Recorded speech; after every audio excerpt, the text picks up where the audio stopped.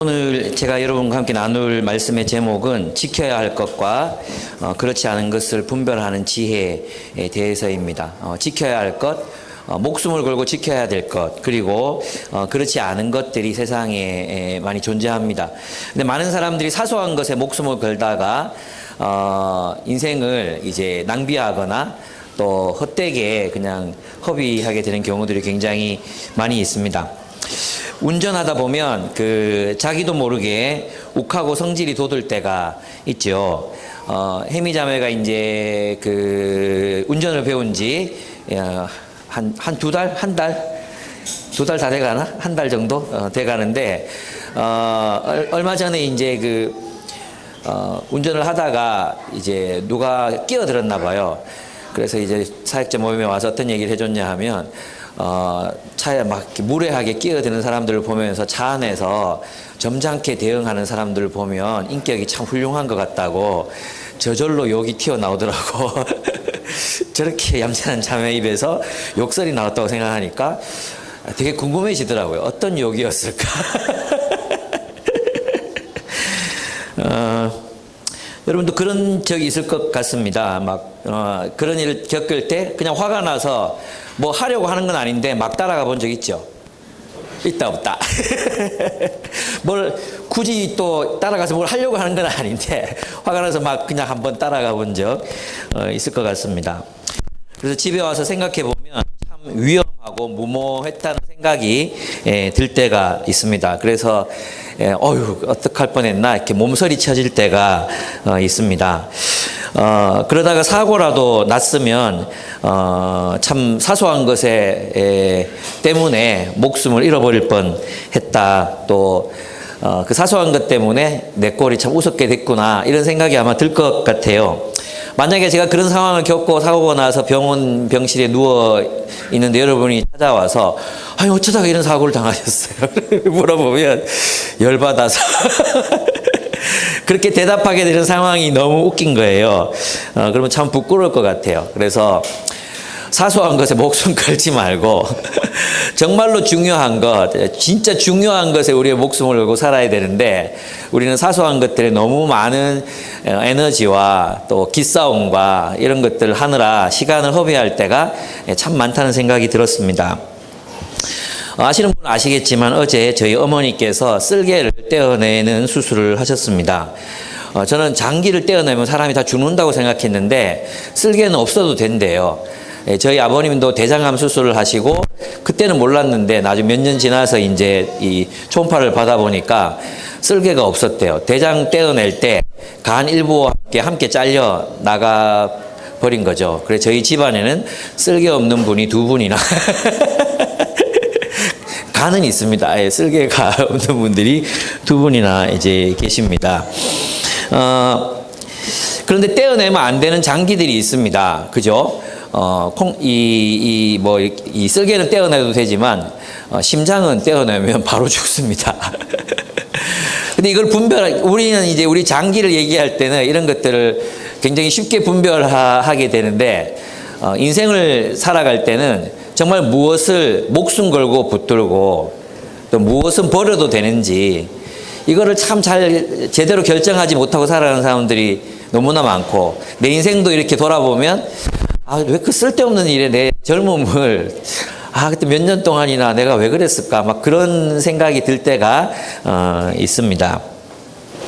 기독교인의 삶에도 이 심장과 같은 결코 포기해서는 안 되는 것들이 있고 차선을 양보하는 것과 같은 포기해도 되는 일들이 있습니다. 또 때로는 목숨을 걸고 지켜야 하는 일들이 있는가 하면 또 목숨을 걸고 반대해야 하는 그런 일들도 있습니다. 그래서 정말 우리가 의미 있는 인생, 또 목적이 충만한 인생을 살아가기 위해서는 이런 것들을 분별하며 사는 것, 그것이 지혜라는 생각이 들어요. 붙잡아야 될 손을 펼쳐버리고 진짜 붙잡으면 안 되는 손을 붙잡는 사람들이 얼마나 많습니까? 순종해야 되는 권위에는 순종하지 않고 악한 권위에 순종했다가 인생을 또 통째로 버리는 사람들이 또 얼마나 많은지 모릅니다. 오늘 사도 바울은 우리에게 기독교 교인들이 정말로 지켜야 하는 것이 무엇인지를 말해주고 있습니다. 그것이 무엇인지 한번 배워봤으면 좋겠어요. 1절, 2절을 보면 바울은 이제 여기서 권위 문제를 다루거든요. 권위. 반드시 순종해야 될 권위와 결코 순종하지 않아야 될 권위가 무엇인가 하는 것이 이제 1절, 2절에 나타나 있는데, 사실 이제 바울이 14년 동안 사도들과 독립적으로 떨어져서 복음을 전했습니다. 이 복음이란 예수가 그리스도시라는 사실을 증거했고, 예수 그리스도와 함께 하나님의 나라가 이 땅에 도래했다는 것을 알렸습니다. 그리고 교회는 그 하나님의 통치를 따라 살아가야 하는 공동체라는 사실을 알리고, 그 교회를 하나님 나라로 세워가기 위해서 정말 애를 썼던 것입니다. 그런데 그 14년 뒤에 하나님의 계시가 이제 바울에게 임했습니다. 어떤 형태로 임했는지는 정확하게 알 수는 없어요. 그러나 하나님께서 분명히 예루살렘으로 올라가라는 확실한 사인을 주신 것 같아요. 그리고 올라가서 네가 전한 복음을 설명해라. 그 사도들에게 네가 전한 복음을 설명하고 인정을 받으라는 그런 계시를 받았던 것 같습니다. 사실 이 계시는 상당히 그 바울이 자존심이 있었다면 그 바울의 자존심을 굉장히 이렇게 무너뜨릴 수 있는 그런 내용이었어. 아니, 내가 왜요? 그죠? 나도 당신이 나를 직접 부르신 사도인데 왜 내가 이걸 누군가 앞에 가서 설명한다는 것은 그 사람을 나보다 더 권위 있는 존재로 받아들인다는 것을 말하잖아요. 내가 왜요? 이렇게 할 수도 있는 그런 충분한 어떤 상황이었던 것 같아요. 그런데 사도 바울은 이 계시를 따라서 사도들에게로 올라갑니다. 그리고 아주 성실하게 자신이 전했던 복음을 설명했어요. 그래서 이제 특별히 유명한 사람, 베드로, 야고보 이런 사람들에게는 찾아가서 개별적으로 이제 이 복음을 설명합니다. 그가 그렇게 한 이유는 그가 전한 복음의 내용이 오해받지 않게 하기 위해서였습니다. 바울이 예루살렘 교회를 찾아 올라가 그가 전한 복음을 설명한 이유는 두 가지가 있었는데, 한 가지는 아까 말했던 하나님의 계시였고, 하나는 교회를 위한 것이었습니다. 계시 때문에, 또 복음으로 세워진 교회를 지키고자 하는 열심 때문에 그는 자기의 자존심을 내려놓고 올라가서 그 복음을 설명했던 것이죠. 그렇습니다. 그럼 여기서 우리가 살펴볼 수 있는 게 무엇입니까? 권위의 문제죠. 권위의 문제. 하나님의 뜻, 하나님의 계시, 그죠? 하나님의 분명한 뜻이 있잖아요. 그리고 나의 자존심이 있잖아요. 그럴 때 우리는 누구의 뜻을 따라야 합니까? 하나님의 뜻을 따라야 되죠. 근데 당연히 우리는 그렇게 하면서 살고 있는 것 같잖아요. 그죠? 하나님의 뜻과 내 자존심이 겹치면 당연히 하나님 뜻을 순종해야지. 우리 머리로는 다 그렇게 생각해요. 그렇죠? 근데 여러분, 누군가와 다투고 싸웠을 때 하나님의 뜻은 분명하게 찾아가 설명해라. 찾아가서 설명해라. 그리고 이해를 구해라. 이렇게 하나님 그렇게 분명히 성경에서 말씀하시잖아요. 그럴 때 여러분, 우리는 그 말씀에 기쁘게 순종하고 있습니까? 우리 지지난주에 이제 저희 부부의 항상 위기는 우리는 매주마다 있지만, 지지난주에 또 심각한 위기가 있었는데, 아이들 데리고 물놀이를 가는 게 아니라 내가 수련회를 가는데, 하여튼 정확한 상황이 지금은 생각이 안 나는데, 어쨌든 제가 저의 이 레시가드와 또 수영복을 챙기면서 걸어놨는데 덜 말랐어. 그래가지고 그냥 생각에 가면서 말리자. 트렁크 안에다가 비닐에 집어넣지 않고 그냥 넣었어요. 그리고 이제 갔는데 이 물건을 사가지고 이 트렁크를 열어야 되잖아요. 트렁크를 여니까 아내가 이걸 탁 보더니 비닐을 안 가져왔어요. 이렇게 얘기하는 거예요. 비닐을 안 가져왔어요. 그래서 제가 늘 듣던 비슷한 소리이기 때문에 에휴 이랬거든요. 뒷말이 다 생략돼 있죠. 저는 아내의 말을 어떻게 해석했냐 하면, 비닐을 안 가져왔어요. 괄호 열고, 이 미련한 영감탱이야. 괄호 닫고. 이게 생략돼 있는 것처럼 느껴지는 거예요. 나는 당신을 사랑하니까, 원래는 이게 나는 당신을 사랑하니까 챙겨주고 싶었어요. 이 말이 괄호 열고 닫혀 있는데, 나는 비닐 안 가져왔어요. 항상 그래 당신은 아유 미련 곰탱이 같은 남편아 비닐도 안 챙기냐 이게 생략돼 있는 것처럼 느껴지는 거예요. 그리고 저의 에휴 뒤에는 또 그런다 이게 또 생략돼 있는 거죠. 근데 깊은 얘기를 나눠보면 이제 아니었거든. 아내는 나를 챙기고 나를 사랑했기 때문에 아무런 그런 동기 없이 한 건데 왜 저는 아내의 그런 얘기들이 나를 향한 비난과 이런 걸로 들리는지 모르겠어요. 수련회 올라가서 이제 있는데 전화를 걸어도 전화도 안 받고 화상. 그래서 이제 저는 제 마음에 아내를 사랑하니까 평소에 하던 대로 해야 되겠다. 그래서 강의를 마치면 전화를 걸고 아침에 눈 뜨면 또 전화를 걸고 안 받더라고요. 여러분 이럴 때 여러분 많지 않습니까? 여러분의 자존심과 하나님의 뜻이 충돌할 때 여러분은 자존심을 내려놓고 하나님의 뜻을 따르십니까? 예, 우리 그 훈련을 해야 합니다. 우리의 자존심을 내려놓고 하나님의 뜻을 따르는 훈련. 내가 뭘 잘못했는데 이런 상황에서 이만큼 저만큼 나한테 뭘 해야지 내가 풀리지 이런 것들도 다 내려놓고 오직 우리는 하나님의 뜻이 무엇인지를 물어야 합니다.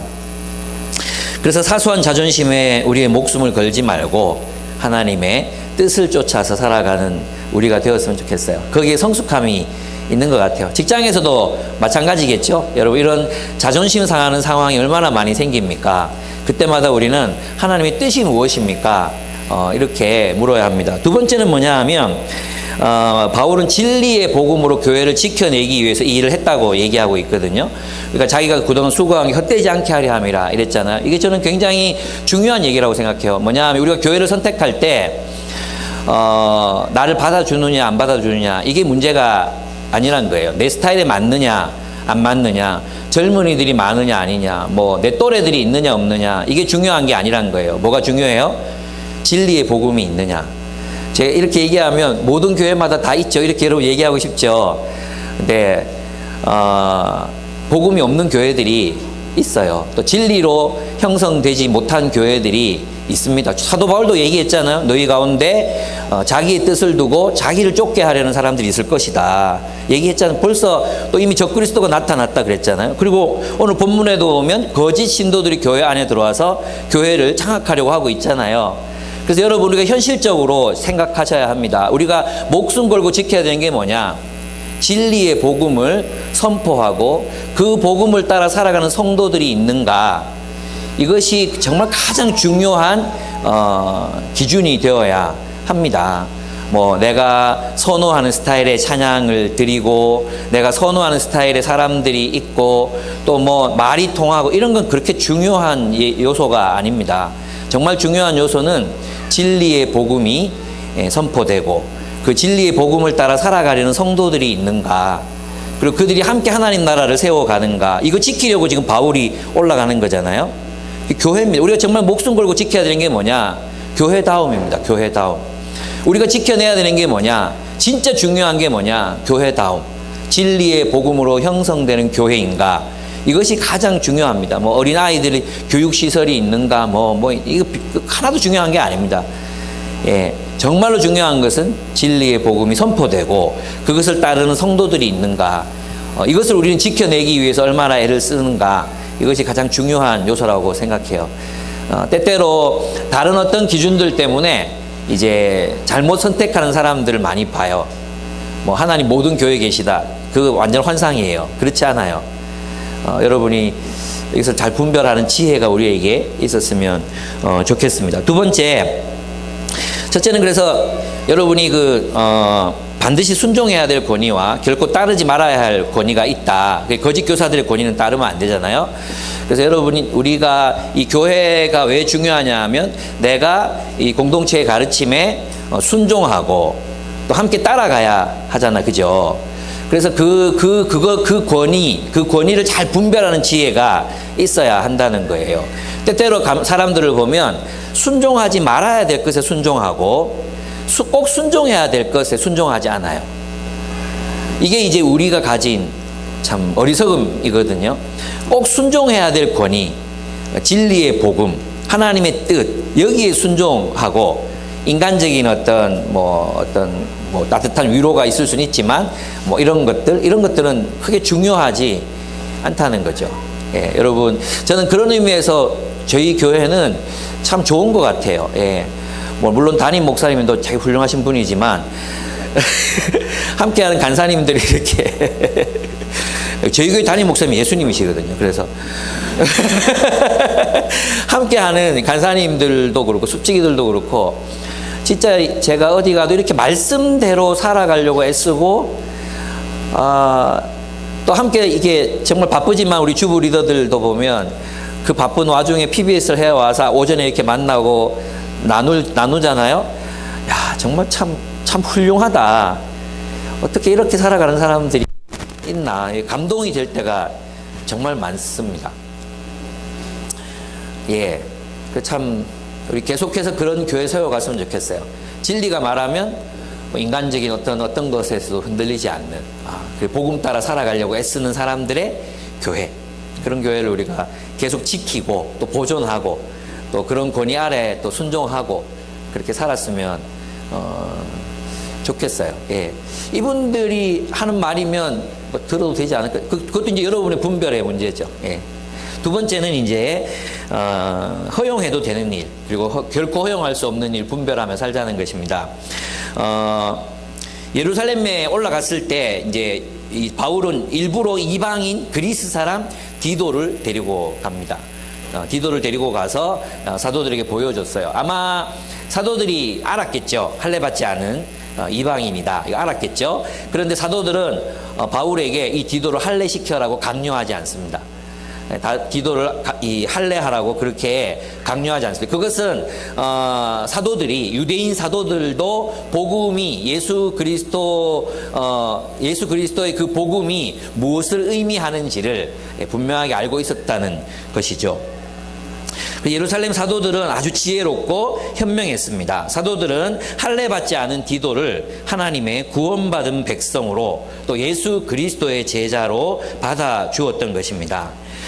사도 바울은 거짓 신도들이 할례를 받아야 하나님의 백성이 될 수 있다는 이 주장을 단호하게 거부합니다.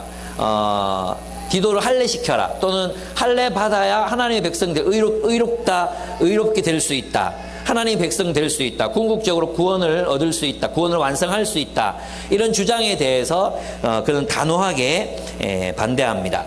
왜냐하면 그 일은 또 이제 다음 장에서 밝혀지겠지만 그것은 예수 그리스도의 죽으심과 부활을 무효로 만드는 일이었기 때문입니다. 그래서 메시아 없이도 유대인이 되면, 유대민족이 되면 하나님 백성이 될 수 있다. 이렇게 되면 메시아 필요 없잖아요. 그래서 그것은 예수님이 죽으심과 부활을 무효로 만드는 것이었기 때문에 사도 바울은 여기에 대해서 기를 쓰고 반대합니다. 까짓 거 그거 수술 한번 하는 거 그게 어렵나? 그래, 평화를 위해서 하지. 그쪽을 선택하지 않습니다. 여러분, 이게 굉장히 어려워요. 근데 디모데는 또 할례를 주거든요. 그죠? 이게 자주 반복되지만 여러분, 이 차이를 여러분이 잘 알아야 돼. 근데 어떤 기준으로 그렇게 했느냐 이거예요. 그래서 굉장히 중요한 그 기준이 하나가 있는데, 어떤 이야기에 속하게 되느냐, 내가 한 행동이 누구의 이야기가 되느냐, 이게 제일 중요한 거예요. 내가 할례를 받잖아요. 디도가 할례를 받잖아요. 또 갈라디아 교회가 할례를 받아요. 그러면 어디로 회귀하는 거예요? 유대주의로 회귀하는 이야기로 들어가는 거거든요. 그 거짓 신도들의 이야기를 듣고 유대민족주의, 너희는 유대인이 되어야 구원을 받는다는 유대민족주의로 회귀하는 거잖아요. 그것은 과거의 그 민족주의, 유대인이 온 세계를 지배하게 된다는 유대민족주의를 받아들이고 그 이야기에 속하게 되는 것이었기 때문에 사도 바울은 거기에 대해서 반대하는 거예요. 근데 디모데는 할례한 이유가 뭐냐 하면, 디모데의 할례는 메시아의 이야기 속에 들어있어서, 예수 그리스도의 이야기 속에 들어있었어요. 유대인들에게 예수 그리스도를 전하기 위해서. 선교 대상이 다르잖아요. 유대인들에게 복음을 전하기 위해서 그는 문화적으로 유대인과 같은 모습을 하게 했던 거죠. 왜냐하면 회당에 들어가야 되니까. 회당에는 할례 받지 않은 사람들은 들어갈 수 있는 영역이 한계가 있었거든요. 이방인과 여자들은 회당에서도 거의 이제 외부자 취급을 받았기 때문에 디모데는 할례를 받도록 했던 것입니다. 그래서 중요한 기준이 뭐예요? 내가 한 선택이 누구의 이야기에 속하느냐예요. 예를 들어서 있잖아요. 어떤 예를 들어 최병성이라는 목사님이 계세요. 이런 환경운동을 하고 계시거든요. 환경운동을 하고 계시는데 때때로 이제 왜 이번에 보면 일본의 그 쓰레기 시멘트 만들 때 그런데 폐자재 또 핵폐기물 뭐 이런 거 있잖아요. 그게 막 섞인 어떤 석탄이나 이렇게 찌꺼기 가져와가지고 막 이렇게 1999년 이후로 이렇게 아파트를 지었단 말이에요. 그런데 이제 이분이 하다 보면 위협도 많이 받지만 회유도 많이 받는 거예요. 이거 보도하지 마라. 그죠? 그러면서 어떤 이제 그쪽 업체에 이제 있는 분들이 찾아와가지고 돈을 이렇게 헌금을 이렇게 하면서 예를 드는 거예요. 전 실제로 그런 일이 있었는지는 몰라. 예를 드는 거예요. 그래서 돈을 가져와가지고 목사님 사역에 보태십시오. 정말 귀한 사역 하십니다. 이렇게 하면서 그쪽 업체 사람이 와서 헌금을 했어. 말은 뭐예요? 귀한 사역 하십니다. 요즘 뭐 사역에 돈도 많이 들어가시고 또 집안도 어려우시다면서요. 했어. 그럼 이걸 호의로 받으면 될까요? 안 될까요? 네? 호의로 받으면 될까요? 안 될까요? 왜 안 돼요? 왜? 누구 이야기예요? 이건 로비잖아, 로비. 로비고 불이한 이야기 그리고 그런 환경을 이제 더 이제 이익 때문에 오히려 한국에 있는 상황을 또 나쁘게 만드는 이야기. 그 이야기에 들어가는 거잖아요. 그럼 이걸 하면 안 돼요. 근데 이제 어떤 분이 교회 성도인데 그동안 마음 먹고 이제 막 돈을 모으신 거예요. 예를 들어 누가 모았다고 할까? 안희재 형제가 이제 최병성 목사님의 사역을 위해서 돈을 모았어요. 똑같은 돈을 가지고 왔어요. 목사님, 이 돈을 제가 목사님의 사역을 위해서 3년 동안 12일조를 따로 또 12일조 교회 드리고 또 따로 떼가지고 모았습니다. 그리고 이것을 진짜 한국 땅을 깨끗하게 하는데 사용해 주셔서 헌금을 드렸어요. 이건 받아야 될까 말아야 될까요? 받아도 될까요? 안 될까요?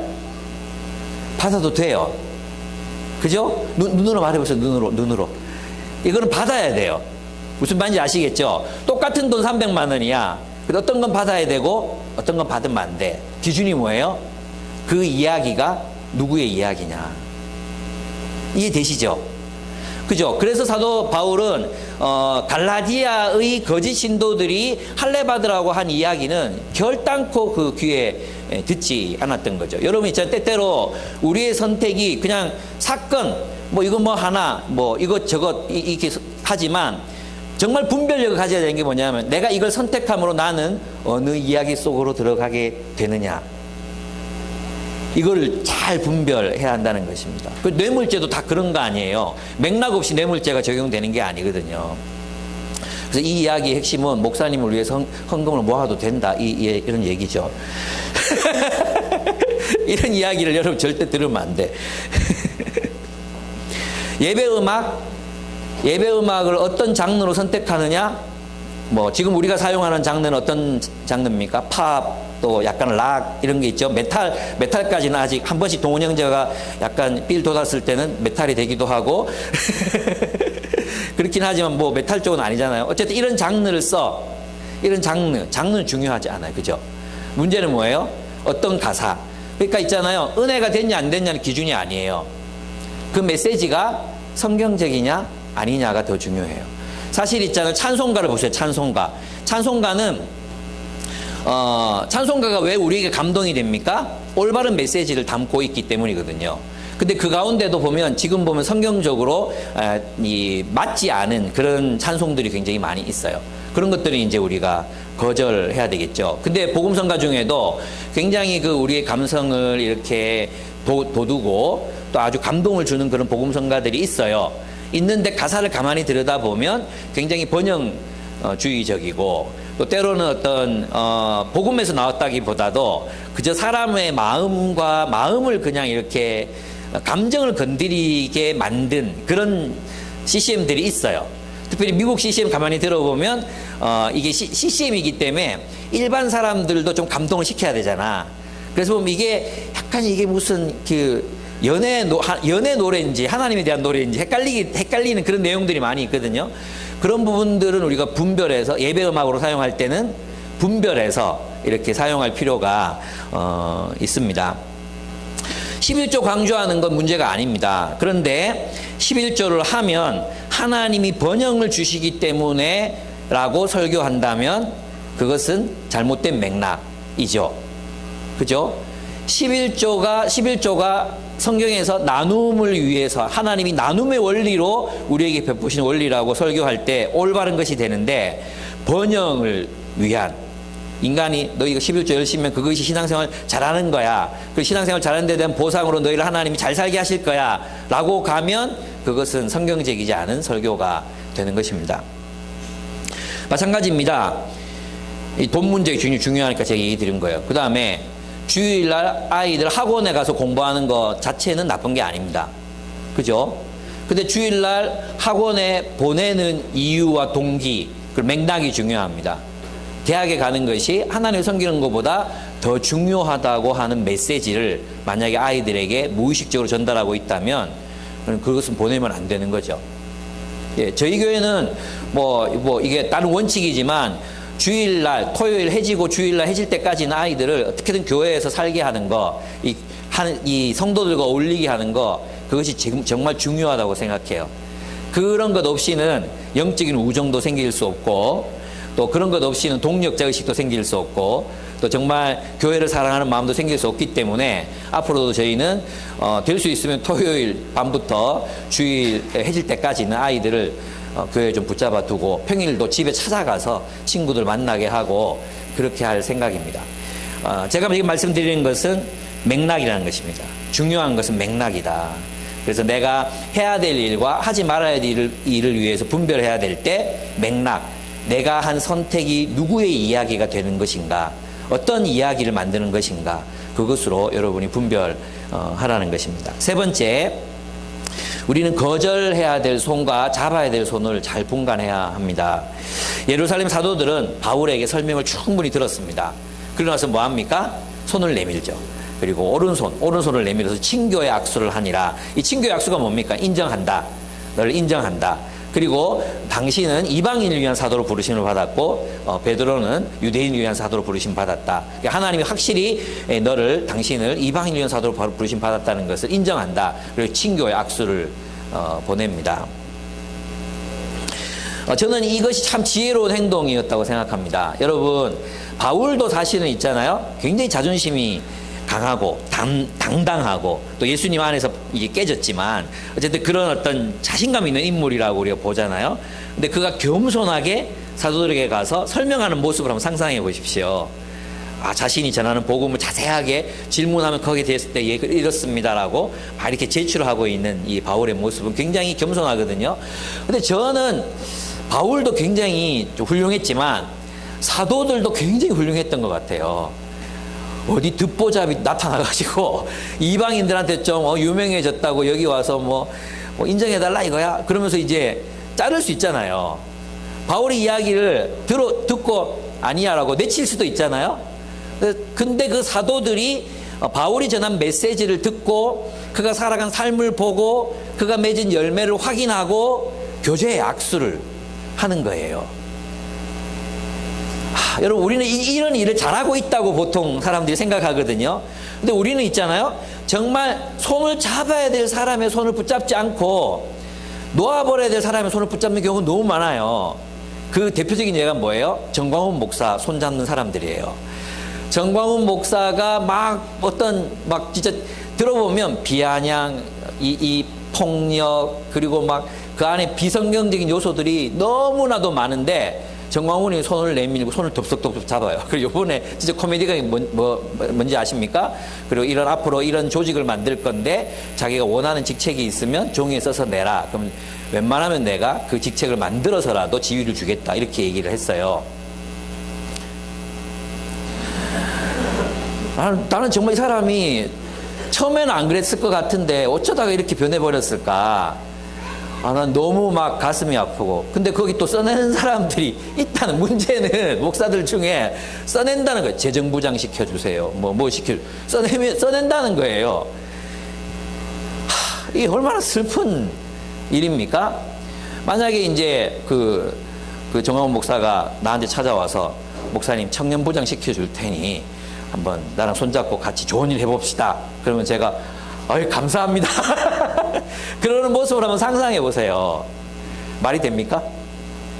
절대로 하면 안 되는 거예요. 그죠? 예. 그런데 만약 제가 여러분의 손잡고 야, 우리 같이 동력하자 이랬을 때 여러분 어떻게 해야 돼요? 예라고 해야 되는 거지. 예. 예, 영광입니다. 이렇게 얘기해야 되는 거죠. 그죠?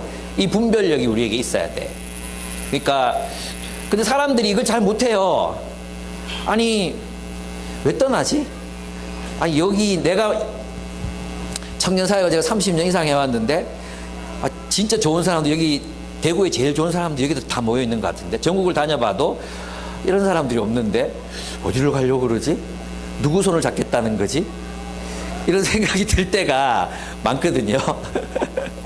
우리 잘 분별해야 합니다. 정말 잡아야 될 손을 잡아야 돼요. 그럼 사도들은 무엇을 기준으로 바울의 손을 잡았을까요? 무엇을 기준으로? 바울이 전한 메시지. 그러니까 뭐예요? 우리가 있잖아요. 이런 데 잘 속거든요. 아, 그 사람 성품이 참 좋아. 그죠? 근데 성격이라는 것은 어릴 때부터 어떤 환경에서 자랐는가, 그죠? 또 어떤 부모 밑에서 성장했는가. 그리고 뭐 제일 많이 작용하는 게 뭐예요?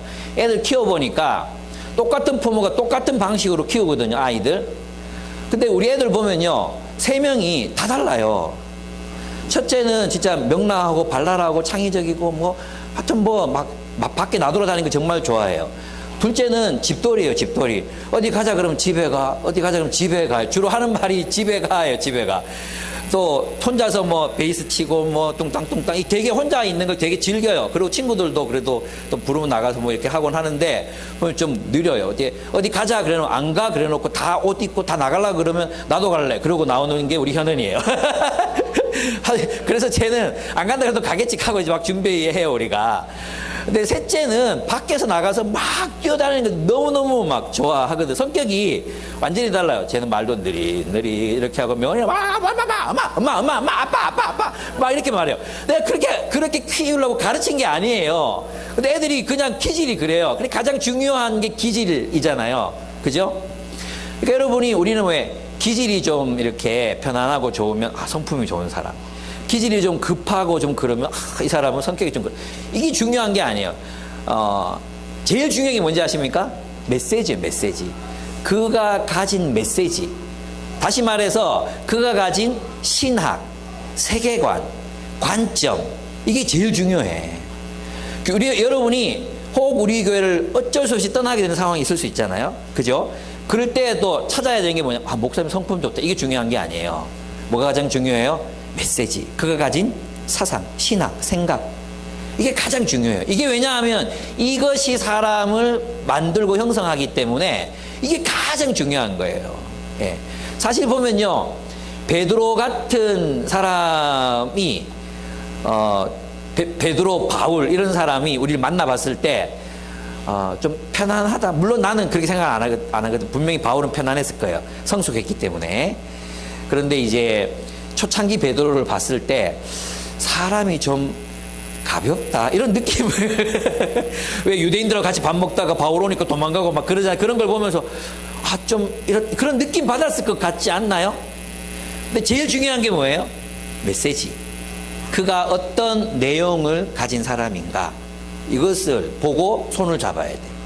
그가 어떤 정말 복음을 가지고 살아가려고 애를 썼는 거. 그 다음에 두 번째가 뭐예요? 바울의 삶. 그리고 어떻게 복음을 위해서 살아왔는가. 그리고 어떤 열매를 맺었는가.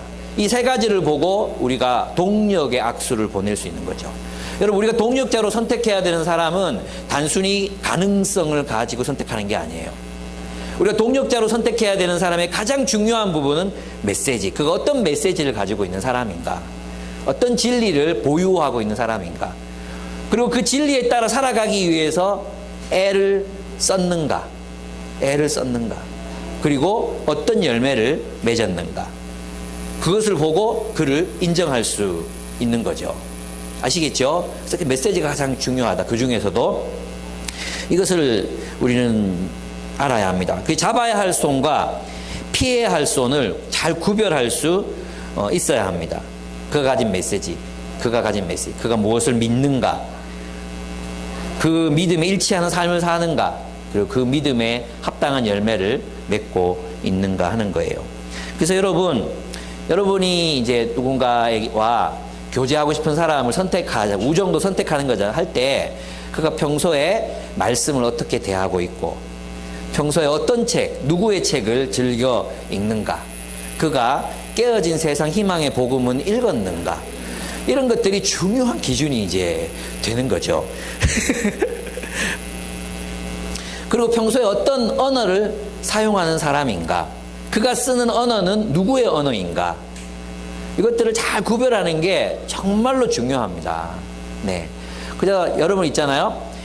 예, 역기능 가정에서 살면 역기능적인 사람이 좋아져요. 그거 어쩔 수가 없어요.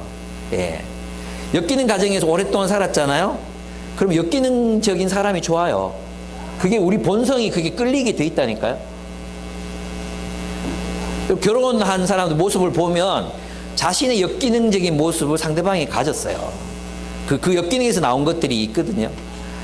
그래서 내가 말하는 건 뭐냐 하면, 뭐든지 본능을 믿으면 안 된다 이거예요. 본성. 너무 매력적으로 막 느껴져. 그럴 때 조심해야 되는 거예요. 그럴 때 막 매력적으로 느끼잖아요. 그때 조심해야 돼요. 예. 저 사람 괜찮은 사람이다. 우리 한국 사람들은 중국 사람하고 완전 대조적인 게 뭐냐, 한국 사람은 너무 쉽게 사람을 판단해요. 한번 만나고 나서 있잖아, 저 사람 참 괜찮다, 그죠? 이런 얘기를 많이 하죠. 예. 중국 사람들은 친해지면 7년인가 8년인가 막 걸린다 그러잖아요. 예. 중국에서 온 조선족인데 중국에서 온 선교사님이 계시거든요. 그분이 매년 나와서 이제 한 번씩 저를 만났는데 7년 뒤에 악수를 청하더라고요. 7년 뒤에.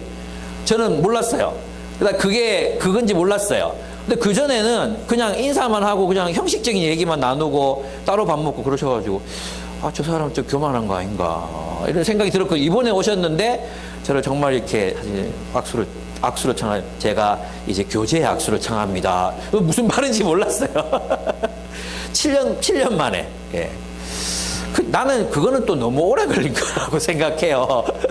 어쨌든 우리는 그런 걸 잘 분별할 수 있어야 합니다. 저는 잡아야 될 손을 잡고, 그리고 잡지 말아야 될 손을 잡지 않는 거, 이게 우리 인생을 굉장히 뭐랄까 안전하게 만드는 방법이라고 저는 생각합니다. 잡지 않아야 될 손 잡았다가 낭패 보는 사람이 얼마나 많습니까?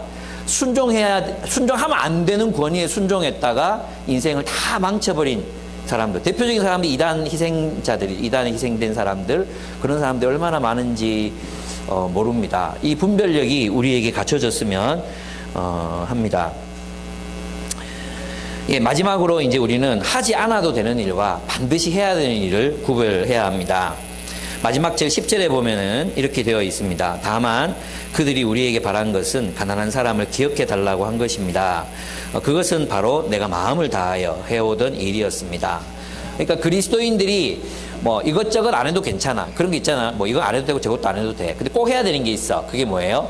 가난한 사람을 돌보는 거예요. 이건 믿음의 본질이에요. 왜냐하면 하나님 백성들을 부르실 때 여호와의 도를 지켜, 그죠? 이웃사랑, 여호와의 도를 지켜, 예, 여호와의 의와 하나님의 정의와 공의를 행하게 하려 함이라 했거든요. 하나님의 정의와 공의는 항상 누구를 향해 있어요? 가난한 사람을 향해 있거든요. 그죠? 그래서 가난한 사람을 돌보는 일은 믿음 그 자체예요. 우리가 예수를 그리스도라고 믿는다면 우리는 가난한 사람을 돌보는 일을 죽을 때까지 포기하면 안 돼요. 그건 선택이 아니에요. 그건 선택이 아니에요. 그것은 필수 과목이에요. 필수 과목. 그리스도인의 필수 과목 중에 하나가 뭐냐 하면 가난한 사람을 돌보는 거예요. 이것을 잃어버리면 안 돼요. 물론 여기서 사도 바울은 내가 사도들하고 협정을 맺어가지고 내가 이렇게 복음을 전하기로 하고 또 헌금을 걷어서 너희에게 주겠다. 나는 그런 의도로 이걸 이제 헌금을 해온 게 아니다. 그런 변증적인 의도가 있어요.